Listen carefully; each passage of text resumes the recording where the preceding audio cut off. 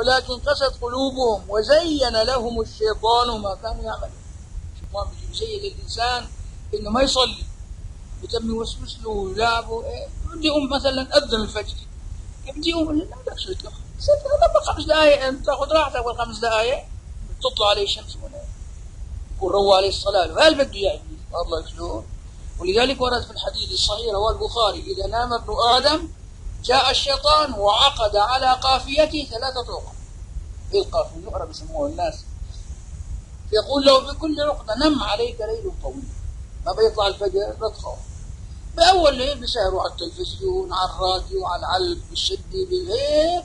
قبل الفجر بساعتين 3 بيقول حط راسه هنا، الله بيفيده قبل الفجر. بيفيده. بيجي إبليس بيقعد على صدره وبيصخ على جنبه، بيكبس له لعيونه، ينفخ له راسه، ينفخ بدنيه. كثير لما 5 دقائق بس له خاف، ما تمناه روى عليه ايش الصلاه وروى عليه كل شيء. فاذا ذكر يعقد على قافيه 3 عقد، فاذا ذكر الله من الليل فاق وقال سبحان الله لا اله، انحلت عقده.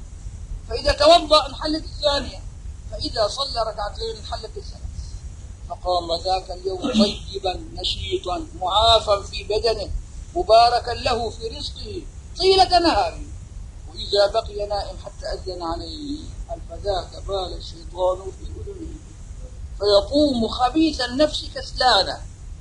قال لك شلون لو ما يغسل وشه وشه منفوخ هيك ضربش أو طين ما تطلع فيه حتى يغسل وشه ويمعك وشه عشان تطلع فيه. قال لك يعني شو